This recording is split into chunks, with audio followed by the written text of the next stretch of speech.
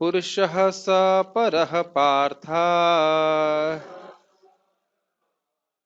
भक्त्या लभ्यस्त्वनन्यया भक्त्या लभ्यस्त्वनन्यया यस्यान्तःस्थानि भूतानि यस्यान्तस्थानि भूतानि येन सर्वम् इदं ततम्। येन सर्वम् इदं ततम्। पुरुषः स परः, उस परम पुरुष को पार्थ, हे पार्थ। अरे अब जब मालूम करने की बात आई तब तो चले गए प्रभु जी। देखो यही तो दुर्भाग्य है, जब यह सॉल्यूशन बताया जा रहा है कि गोलोक कैसे पहुंचेंगे तब फोन आ गया। वैसे अभिमन्यु को मालूम था ना, मालूम बताने की बात हुई कि भाई चक्र में प्रवेश तो कैसे करोगे, लेकिन जब बाहर निकलने की बात आई तो सब सो जाते हैं। यही बात है, हम लोग को इस हरि चर्चा का मूल्यांकन नहीं करते। anyhow, ठीक है। कैसे प्राप्त कर सकते हैं उस स्थान को भगवान बता रहे हैं। अरे तो कई बार सुन चुके हैं, हमको पता है सब कुछ, क्या बताएंगे। यही हम मारे जाते, यही मारे जाते हैं। थोड़ा सा लाइट ऑन कर लीजिए, अच्छा रहेगा। पुरुषः स परः पार्थ भक्त्या लभ्यस्तु अनन्या। तो यहाँ पर बताया जा रहा है कि ये जो स्थान है गोलोक धाम, ये दोनों ट्यूबलाइट्स ऑन कीजिए। अरे भाई उतने में उठ के कर लेता कोई लाइट, हाँ ठीक। तो ये जो परम भगवान का स्थान है गोलोक धाम, ये कैसे प्राप्त हो सकता है? अनन्य भक्ति के द्वारा, शुद्धा भक्ति, केवला भक्ति। फिर से पूछूंगा, अनन्य भक्ति का अर्थ क्या है? अनन्य का भक्ति मतलब शुद्ध भक्ति, शुद्ध भक्ति का मतलब क्या है? केवला भक्ति, केवला का भक्ति मतलब क्या है? अनन्य भक्ति। नहीं, क्या है बताइए अनुपम कृष्ण प्रभु, ताकि बार बार याद हो जाए, बहुत धीरे धीरे मन में जाती है बात। यस, श्रवणम कीर्तनम हाँ, विष्णु श्रवणम स्मरणम। कीर्तनम ठीक है, लेकिन मैं कुछ, हाँ अनन्य का मतलब ना अन्य, कि हाँ किसी और की नहीं, सिर्फ कृष्ण की ही एक निष्ठ होके भक्ति करना, ना अन्य। हाँ, मतलब साधन क्या है? कृष्ण की भक्ति, और साध्य, साध्य है भगवान श्री कृष्ण के चरणों की प्रेम में प्रेम की प्राप्ति। और कोई लक्ष्य इस भक्ति का नहीं है। और भगवान के चरणों की प्रेम प्राप्ति के लिए इसने साधन क्या उपयोग कर रहा है? भगवान की ही भक्ति का। ठीक है, ये अनन्य भक्ति। यह शांत स्थानी, इसका अर्थ क्या ले रहे हैं प्रभुपाद जी? मैं थोड़ा समझ नहीं पा रहा हूं, अनुवाद देखते हैं पहले। भगवान जो सबसे महान है, अनन्य भक्ति द्वारा ही प्राप्त किए सकते हैं, स्पष्ट है। यद्यपि वे अपने धाम में विराजमान हैं, हाँ ठीक है। यस्यांत स्थानी भूतानि, जो सभी के अंतस्थ में, सभी जीवों के अंतःकरण में परमात्मा के रूप में विराजमान है। ये न सर्वमिदं ततम, क्या अर्थ ले रहे हैं? यद्यपि वे अपने धाम में विराजमान है तो भी वे सर्वव्यापी हैं, और उनमें सब कुछ स्थित है। एक बार फिर से देख लेते हैं। अनन्य यस्य, जिसके अंतस्थानी भूतानी, ये न सर्वम इदम ततम। अच्छा ठीक है, ये अर्थ होगा कि जिनके अंदर, यस्य अंतस्थानी भूतानी, जिसके अंदर सारा जगत है, ये अर्थ होना चाहिए, गलत बोल गया। ये जिसके अंदर सारा जगत है, और ये न सर्वम इदम ततम, जिसके द्वारा, जिनके द्वारा ये पूरा जगत व्याप्त है। यानी भगवान के अंदर सब कुछ है, और भगवान सभी वस्तुओं में हैं। उन भगवान परम पुरुष को अनन्य भक्ति के द्वारा ही प्राप्त किया जा सकता है। इसका, इसकी व्याख्या जो है 9वें अध्याय में भी आएगी। 9वें अध्याय में इसी प्रकार से भगवान बोलते, सब कुछ मुझ में है और फिर भी सब कुछ मुझ में नहीं है, और मैं सब में हूं और फिर भी सब कुछ मैं नहीं हूं। तो उसको हम वहां पे समझेंगे। अभी तो खाली भगवान के अचिंत्य ऐश्वर्य को थोड़ा सा हिंट किया जा रहा है। भगवान जो सबसे महान है, अनन्य भक्ति द्वारा ही प्राप्त किए जा सकते हैं। एक प्रश्न बनेगा, अरे भाई जो सब जगह है तो दिखते क्यों नहीं है? क्योंकि योग माया से अपने को ढके रहते हैं, भक्ति करेंगे तो अपने को प्रकट करेंगे। यद्यपि वे अपने धाम में विराजमान हैं तो भी वे सर्वव्यापी हैं, और उनमें सब कुछ स्थित है, मैं भी और आप भी। ठीक है, सब कुछ। और आप भगवान की सेवा करते हो तो कोई भगवान बहुत दूर नहीं है, हृदय में ही भगवान है, और भगवान प्रसन्न होते हैं कि हाँ ये जीव मेरी सेवा कर रहा है। गीता भूषण टीका। यह श्लोक भगवान प्राप्ति के लिए भक्ति की आसान विधि को बताता है। वे भगवान केवल अनन्य भक्ति के द्वारा ही प्राप्त हो सकते हैं, जिसका वर्णन श्लोक 14 में हुआ था। अनन्य चेता सततम इमाम स्मरति नित्यशः तस्यहम सुलभ पार्था नित्य युक्तस्य योगिना। समझ में आ रहा है ये बार बार श्लोक क्यों बोला जा रहा है? ये बहुत महत्वपूर्ण है। और किसी साधन का योग मिश्रित भक्ति या फिर कर्म मिश्रित भक्ति या और किसी प्रकार की मिश्रित भक्ति का आश्रय लिए बिना केवल शुद्धा भक्ति, केवल भक्ति का आश्रय लेकर के व्यक्ति भगवान को प्राप्त करेगा। ये ध्यान देना चाहिए, स्मरण करना चाहिए कि कृष्ण का नाम मुझे प्रेम देगा। बात बहुत सिंपल सी बात है, लेकिन साधु कृपा नाम बिना प्रेम नहीं हो। भगवान का नाम मुझे प्रेम देगा, और ये प्रार्थना करनी चाहिए भगवान से। बात बहुत सिंपल सी लग रही है, लेकिन बात बहुत गंभीर है। ये विश्वास होना चाहिए कि भगवान का नाम मुझे प्रेम देगा जब वो मुझसे प्रसन्न हो जाएंगे। जैसे एक चातक पक्षी बादल के आशा लगाए रहता है। एक बहुत अच्छी बात भक्त बता रहे थे कि कदाचित चातक पक्षी गंगा जी में गिर गया तो वो ऊपर ही रहता है अपने अपने मुख को, कि कहीं गलती से गंगा जी का पानी भी मेरे कंठ में ना प्रवेश कर जाए। क्योंकि चातक पक्षी हमेशा बादल के ही पानी को स्वीकार करता है, प्यासा भी रहे क्यों ना। बादल उस पे क्या कहते हैं, बिजली भी क्यों ना गिरा दे, लेकिन वह बादल की ओर ही देखता है। बहुत सुंदर बात है, इसका स्वभाव होता है। उसी प्रकार से शुद्ध भक्त भगवान की ही कृपावलोकन करता रहता है। भगवान कब कृपा करेंगे, कब कृपा करेंगे, इसी आशा में वह भगवान की भक्ति करता है। ठीक है, कहने का अर्थ यह है कि वह और किसी भक्ति के और किसी साधन को, अगर चाहे ब्रह्मा जी भी देने के लिए आए कि भाई साधन कर लो जिससे तुम्हारा उद्धार हो जाएगा, उसका वह आश्रय नहीं लेता। भक्ति ही कोई देखता है। मैं भक्ति के द्वारा प्राप्ति हूं, मैं मतलब भगवान कृष्ण, परंतु योग मिश्रित भक्ति के द्वारा मुझे प्राप्त करना कठिन है। कितना सुंदर बात है, देखिए। शुद्ध भक्ति के द्वारा भगवान प्राप्त करने बड़े सुलभ हैं, नवधा भक्ति, लेकिन योग का मिश्रण कर दोगे तो प्राप्त नहीं हो पाएंगे। एक उदाहरण समझिए, आपने लेंस देखा? लेंस लेंस लेंस से सूरज की रोशनी एकदम फोकस हो जाती है, तो उससे पेपर बहुत जल्दी जल जाता है। लेकिन ऐसे पेपर आप धूप में रखेंगे तो नहीं जलेगा।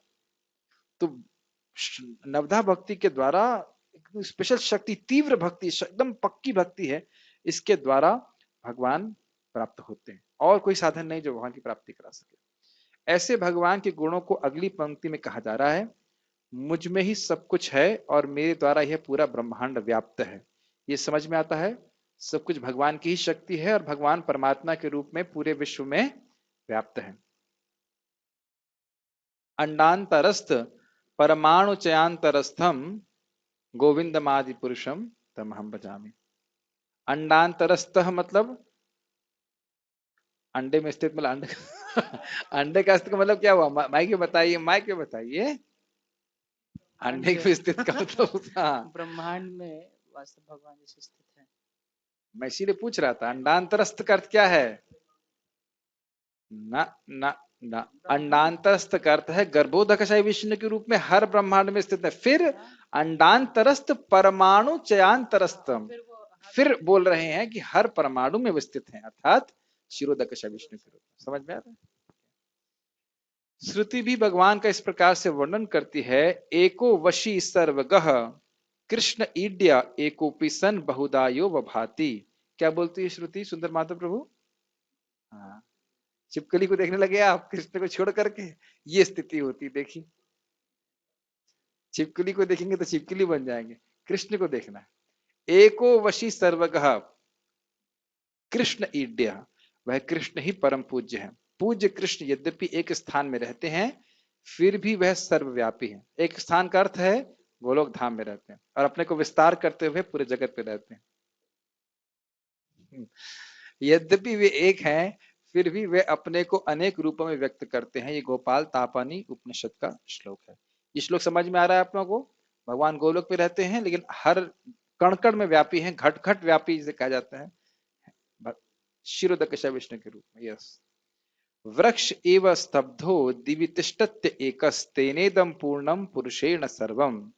वे अकेले ही आकाश में वृक्ष के समान स्थित हैं, संपूर्ण ब्रह्मांड उन व्यक्ति के द्वारा व्याप्त है। महानारायण उपनिषद। तो कभी कभी कोई लोग कहते हैं, अरे भगवान तो सब जगह हैं, तो मंदिर में जाने की क्या जरूरत है? तुमसे पूछो, हमें तो नहीं दिखते भगवान सब जगह हैं, आप कैसे बोल रहे हो कि भगवान सब जगह हैं? मान लो मैं बोल रहा हूं आप लोगों को, तो मंदिर की क्यों जा रहे हो, भगवान तो सब जगह हैं। तो उनसे बोलो आप ये कैसे बोल सकते हो कि भगवान सब जगह हैं, दिखते तो नहीं है। उन्हीं के आर्गुमेंट उनको ही बोल दो, भाई हमें तो नहीं दिखाई पड़ रहा, कहाँ इधर दीवार में तो नहीं दिख रहे। तो यानी कि हाँ बोलिए, कुछ कहना चाहते हैं, माइक पे बोलो। कहते हैं मन की आंखों से मन देखा। की आंखों से देखो, तो मन की आंख कहाँ है, मन के कान कहाँ है, ये सब बातें तो खाली बोलने की, तो प्रैक्टिकल नहीं, व्यवहारिक नहीं है। तो यह बात उनसे पूछो कि भाई साहब आपको ये कैसे मालूम चला कि भगवान सब जगह है, कैसे मालूम चला, ना आपको दिख रहे हैं ना मेरे को किससे सुन करके, पान वाले से, पान वाले को भी नहीं दिख रहे, किसने बोला, कौन बोल रहा है, कहां से बात आ रही है, भगवत गीता से आ रही है। तो भगवत गीता में खाली यही बोल रहे हैं कि मैं सब जगह हूं, उसी गीता में यह भी तो बोल रहे हैं, पत्रम पुष्पम फलम तोयम यो में भक्त्या प्रयच्छति। वही भगवान कृष्ण भागवत में बोल रहे हैं कि विग्रह में 5 प्रकार की जो धातुएं हैं, उसमें जो मेरा विग्रह बना जाता है प्रमाणिक रूप से, तो मैं सेवा स्वीकार करता हूं। तो खाली एक ही क्या कहते हैं, अर्थ को कुट न्याय के हिसाब से एक ही बात क्यों स्वीकार करते हो, दोनों बात स्वीकार करो। या तो कह दो भगवान सब जगह नहीं है, तो ठीक है कोई बात नहीं, कहीं नहीं मान लिया बात। एक तरफ बोल रहे भगवान सब जगह है, और दूसरी तरफ कह रहे हो भगवान मंदिर में नहीं है। मंदिर में है और वो हमारी सेवा स्वीकार करने के लिए उपस्थित होते हैं। एक श्री वैष्णव का ग्रंथ से एक और लेख कर रहे थे भक्त, ऋतध्वज महाराज ने कोट किया था, बाद में रेफरेंस उन्होंने मुझे बताया था। श्रीधर श्री संप्रदाय के अनुसार भगवान के जितने भी अवतार हैं वो उनके विग्रह के अवतार में आ जाते हैं, अर्चा अवतार में आ जाते हैं। इतनी कृपा भगवान करते हैं।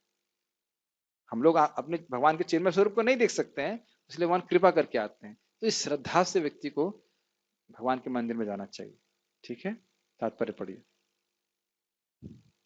यहाँ यह स्पष्ट बताया गया है कि जिस परम धाम से फिर लौटना नहीं होता, वह परम पुरुष कृष्ण का धाम है। ब्रह्म संहिता में इस परम धाम को आनंद चिन्मय रस कहा गया है, जो ऐसा स्थान है जहाँ सभी वस्तुएं परम आनंद से पूर्ण। जितनी भी विविधता प्रकट होती है वह सब इसी परम आनंद का गुण है। वहाँ कुछ भी भौतिक नहीं है। यह विविधता भगवान के विस्तार के साथ ही विस्तृत होती जाती है, क्योंकि वहाँ की सारी अभिव्यक्ति पराशक्ति के कारण है, जैसा कि 7वें अध्याय में बताया गया है। जहाँ तक इस भौतिक जगत का प्रश्न है, यद्यपि भगवान अपने धाम में ही सदैव रहते हैं, तो भी वे अपनी भौतिक शक्ति माया द्वारा सर्वव्याप्त हैं। इस प्रकार वे अपनी परा तथा अपरा शक्तियों क्या चल द्वारा रहा है, ठीक है चलो हो गया। यस पढ़ी पढ़ी हाँ। इस प्रकार वे अपनी परा तथा अपरा शक्तियों द्वारा सर्वत्र भौतिक तथा आध्यात्मिक दोनों ब्रह्मांडों में उपस्थित रहते हैं। यस्यांत स्थानी का अर्थ है कि प्रत्येक वस्तु उनमें या उनकी परा या अपरा शक्ति में निहित है। इन्हीं दोनों शक्तियों के द्वारा भगवान सर्वव्यापी हैं। ये समझ कृष्ण में आ रहा है आपको बात, कृष्ण के पराशक्ति और अपराशक्ति के द्वारा निहित है, मतलब इस जगत में आप देखेंगे तो क्या है, दो ही शक्तियां हैं, जीव शक्ति है और माया शक्ति है, और उनको कंट्रोल करने वाले भगवान है। शक्तियां दो ही हैं। यस, कृष्ण के परम धाम में या असंख्य वैकुंठ लोकों में भक्ति के द्वारा ही प्रवेश संभव है, जैसा कि भक्त्या शब्द द्वारा सूचित होता है। किसी अन्य विधि से परम धाम की प्राप्ति संभव नहीं है। वेदों में गोपाल तपनी उपनिषद भी परम धाम तथा भगवान का वर्णन मिलता है। एको वशी सर्वज्ञ कृष्ण, उस धाम में केवल एक भगवान रहता है जिसका नाम कृष्ण है। वह अत्यंत दयालु विग्रह है और एक रूप में स्थित होकर भी वह अपने को लाखों स्वांशों में विस्तृत करता है। वेदों में तो बातें समझ में आ रही है ना, भगवान गोलोक में है और अपने आप को विस्तृत करते हैं। यस, वेदों में भगवान की उपमा उस शांत वृक्ष से दी गई है जिसमें नाना प्रकार के फूल तथा फल लगे हैं इसको भी टीका में पढ़ा गया था भी। यस, और जिसकी पत्तियां निरंतर बदलती रहती हैं। वैकुंठ लोक की अध्यक्षता करने ये क्यों वाले कह रहे हैं भगवान पत्तियां निरंतर बदलती रहती हैं। वेदों में भगवान की उपमा उस शांत वृक्ष से दी गई है जिसमें नाना प्रकार के फूल तथा फल लगे हैं और जिसकी पत्तियां निरंतर बदलती रहती हैं। अगर जगत के परिप्रेक्ष्य में कहा जा रहा है तो फिर यही अर्थ है। यस, वैकुंठ लोक की अध्यक्षता करने वाले भगवान के स्वान चतुर्भुजी हैं और विभिन्न नामों से विख्यात हैं। पुरुषोत्तम, त्रिविक्रम, केशव, माधव, अनिरुद्ध, ऋषिकेश, संकर्षण, प्रद्युम्न, श्रीधर, दामोदर, जनार्दन, नारायण, वामन, पद्मनाभ आदि। ब्रह्म संहिता में भी पुष्टि हुई है कि यद्यपि भगवान निरंतर परमधाम गोलोक वृंदावन में रहते हैं, किंतु वे सर्वव्यापी हैं, ताकि सब कुछ सुचारू रूप से चलता हाँ, रहे। ये एक इम्पोर्टेंट बात है कि भगवान सर्वव्यापी क्यों है, क्योंकि भगवान की कृपा के बिना इस जगत में कुछ भी नहीं चल सकता है। माया शक्ति अपनी शक्ति से कुछ नहीं कर सकती है जब तक भगवान उसको संचालित ना करे। यस, पढ़िए। सर्व गोलोक एव एव निवसति निवसति अखिलात्म भूतः। वेद गोलोक में निवास करते हैं, गोलोक एव निवसति, लेकिन सभी जीवों के हृदय में भी निवास करते हैं। यस, वेदों में कहा गया है कि वेदों में श्वेताश्वतर उपनिषद 6.8 में कहा गया है, परास्य शक्ति विविधैव श्रूयते स्वाभाविकी ज्ञान बल क्रिया च। उनकी शक्तियां इतनी व्यापक हैं कि परमेश्वर के दूरस्थ होते हुए भी दृश्य जगत में बिना किसी त्रुटि के सब कुछ सुचारू रूप से संचालित करती रहती हाँ, है। बहुत सुंदर बात है। यह लोग समझ नहीं पाते, यहाँ नहीं दिखाई पड़ता है कि पेड़ से अपने आप कैसे फल निकल रहे हैं, सब कुछ सारा परिवर्तन हो रहा है, तो लोग सोचते नहीं प्रकृति कर रही है। महाराज जिसे बोल रहा था कोई व्यक्ति, प्रकृति कर रही है, प्रकृति कर रही है, तो महाराज कहते हैं अरे प्रकृति तुम्हारी दादी है, ये कोई ऐसी शक्ति नहीं है जो तुम अपने मन से सोच लेते हो, इसके पीछे कोई चलाने वाले भगवान है, ये समझना चाहिए। तो मूर्ख लोग इस प्रकार की बात बोलते हैं, प्रकृति की उपासना, हाँ भाई कोई शक्ति तो है जो चला रही है, ऐसे बोलते हैं कि नहीं, लेकिन वो जानते नहीं कि शक्ति के पीछे शक्तिमान है भगवान कृष्ण है। कोई प्रश्न है यहाँ तक? यस प्रभु। मुझे जब हम इस जगत से आध्यात्मिक जगत में जाते हैं तो हाँ, वहाँ पे भी हम फील करते हैं, जैसे राधा रानी थोड़ा लड्डू माइक बना पास में बात करिए। हाँ जैसे राधा रानी लड्डू बनाती है तो हाँ उसका स्वाद रस ले रहे हैं, हाँ। ठीक है ना। तो ये फिर हमारा इंद्रियों से परे वहाँ फीलिंग कैसे हो रहा है? सुखम आत्यंतिकम यत्तद् बुद्धि ग्राह्यम अतीन्द्रियम वेत्ति यत्र न चैवायम स्थितश्चलति तत्वतः। इंद्रिय भोग यहाँ हो रहा है, इंद्रियों से कृष्ण की सेवा करना ये योग है, ये भक्ति है। तो यहाँ हम अपने जड़ इंद्रियों से इस कार्य को कर रहे हैं, इससे वो शुद्ध होंगी। लेकिन जब इंद्रियां पूरी तरह शुद्ध हो जाएंगी, सुखम आत्यंतिकम यत्तद् बुद्धि ग्राह्यम अतीन्द्रियम, जीवन का लक्ष्य है आत्यंतिक सुख की प्राप्ति करना, जो कभी कम नहीं हो, इसमें कोई दुख का मिश्रण नहीं हो। और उसका अनुभव तभी हो सकता है जब व्यक्ति अतीन्द्रिय, जिसकी इंद्रियां पूरी तरह शुद्ध हो जाए, उससे वह अनुभव कर पाएगा। जैसे प्रभुपाद जी ने कहा कि 16 क्यों, 16,000 क्यों नहीं। तो वह जब चित्त पूरी तरह शुद्ध हो जाएगा तब अनुभव करेगा। तो ऐसा नहीं कि वहां पे खाने पीने की व्यवस्था नहीं है, लेकिन वहां खाना एक आनंद है, यहाँ खाना एक आवश्यकता है, बाध्यता है, वहां आनंद है। कृष्ण दूध पीते हैं वहां पे, और अन्य लोगों के शरीर में भी दूध पीने की आवश्यकता नहीं है, लेकिन आनंद के लिए वो प्रसाद ग्रहण करते हैं भगवान का। ठीक है, आनंद बढ़ाने वाला होता है सब कुछ। और कोई प्रश्न? ठीक है, चलो स्टॉप हियर। श्रीमद् भगवद गीता की जय, श्रील प्रभुपाद की जय।